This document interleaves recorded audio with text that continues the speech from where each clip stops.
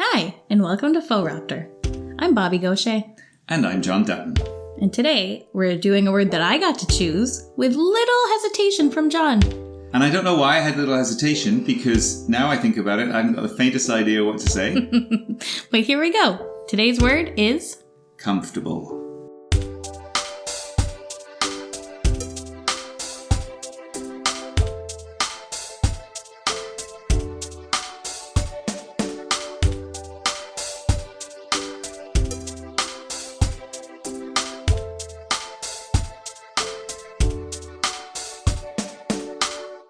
Okay, Bobbie, what possessed you to talk about comfortable today?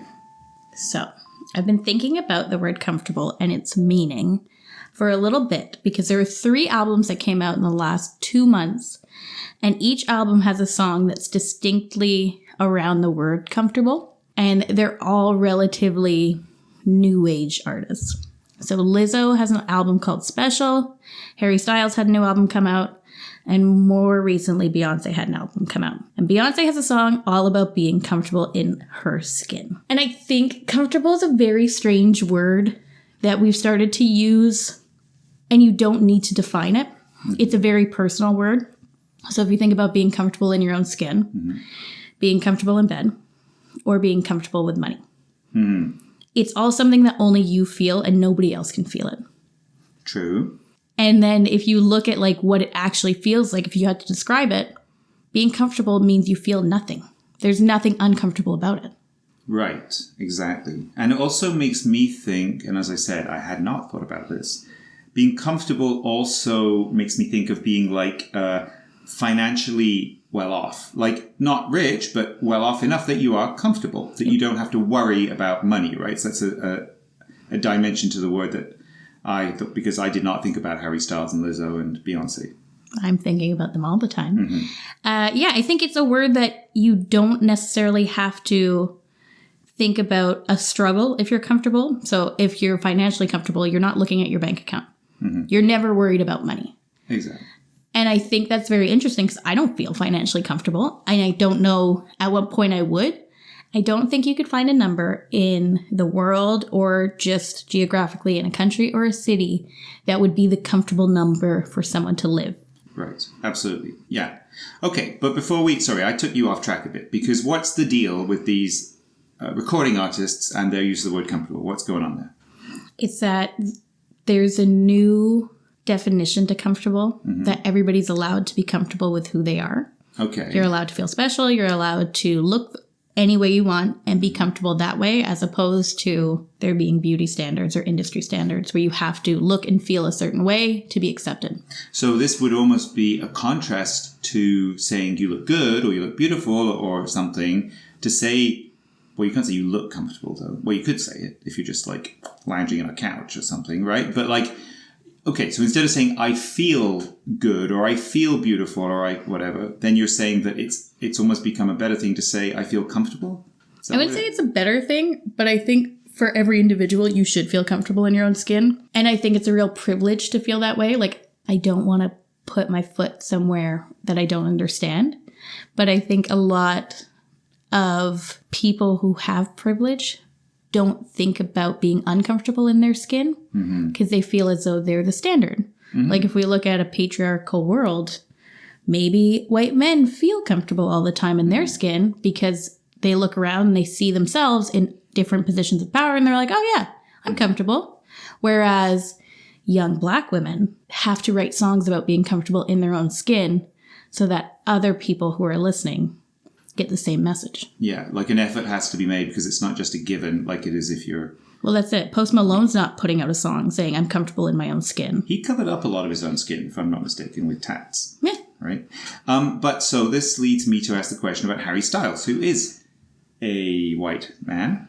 So what's the deal with him then? So Harry Styles is a young white man who won't answer any questions about his sexuality because he feels like he doesn't need to give an answer about it. So he's come out in the last 2 years saying that he's very comfortable with who he is and he doesn't need to present it to anybody else, which I think is a good argument.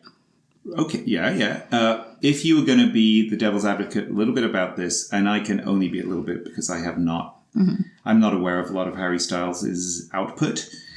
I have seen him wearing like skirts and maybe dresses, I'm not sure, in his music videos. Harry Styles style? Yes, exactly. Thank you.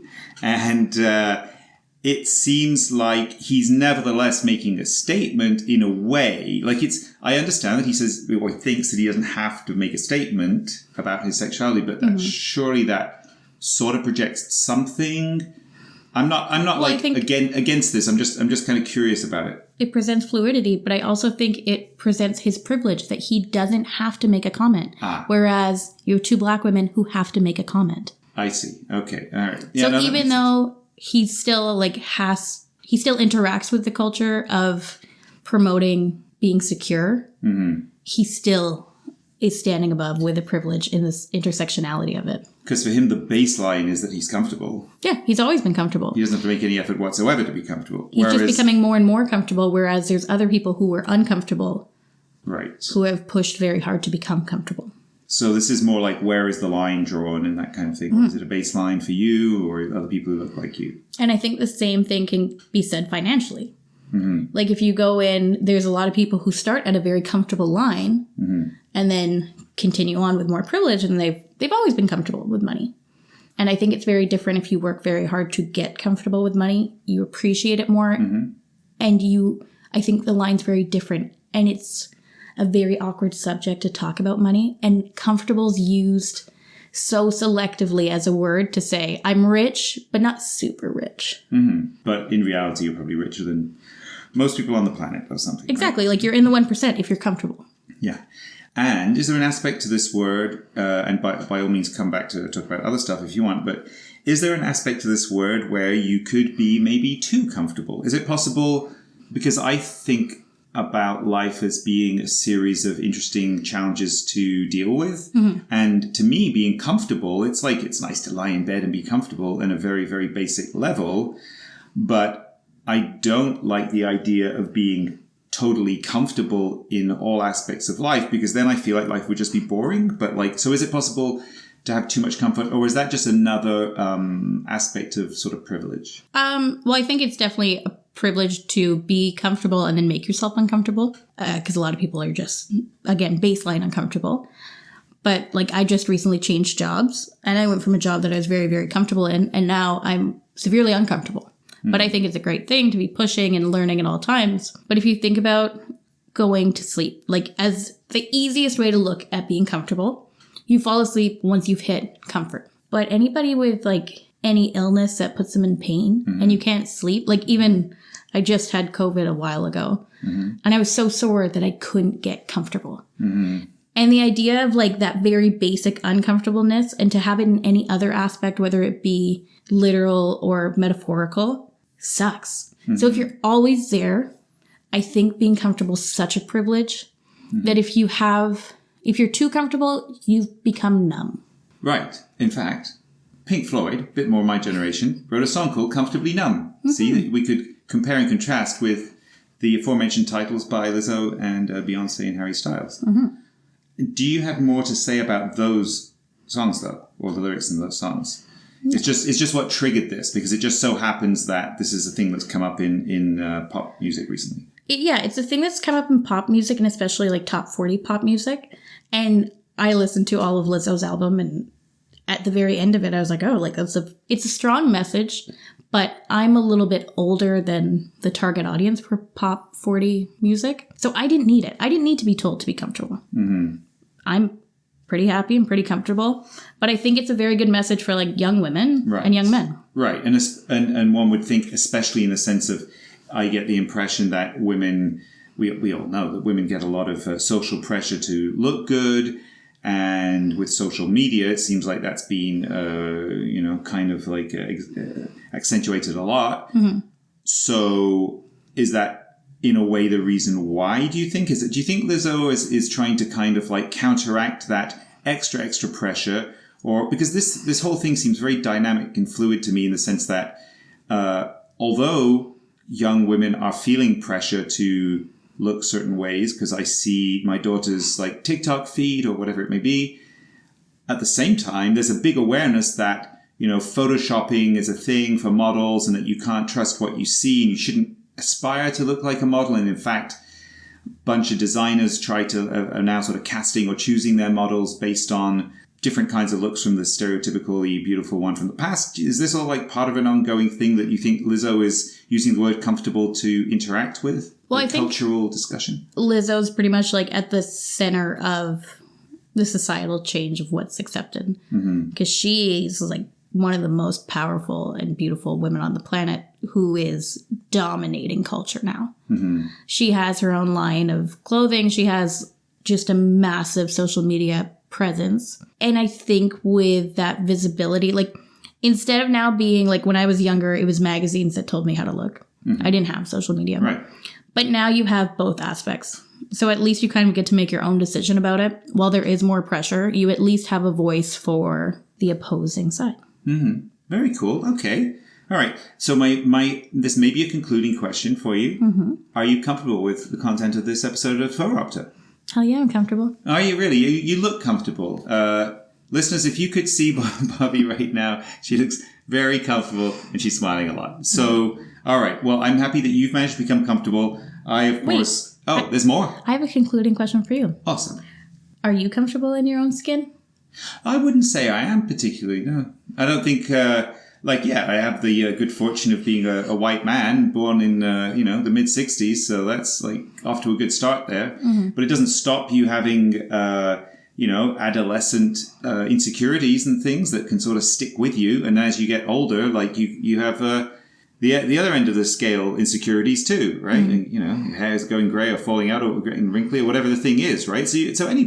I'm sure, the majority of people are not completely comfortable in their skin. But right? I think that's a very important part is nobody's completely comfortable. Regardless of what you look like, everybody is insecure about something. And I think it's easier the older you get to realize that nobody's looking at you all the time. Right. Well, that's self-consciousness, right? That one might be afflicted with no matter what, right?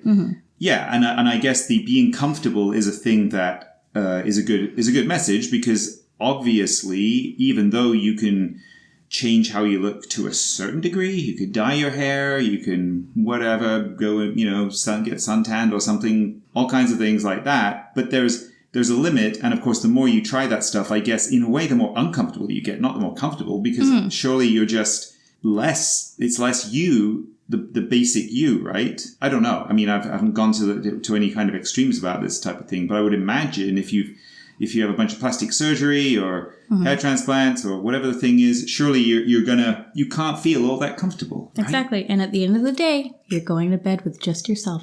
That's true. And comfy blankets and things, hopefully. Hopefully. Yeah. That's what I'm interested in, is the positioning of bedclothes. Oh, do you have a certain word for your positioning? Bedgeneering. Oh. Yeah, it's bedgeneering, and it's a very important thing to get done right just before sleep. Well, with that, we wish you all good night. And thanks for joining us. Thanks, everybody. And by all means, leave us comments, fauxropter@gmail.com, and suggestions for other words. Thanks, Bobbie. Thanks, John.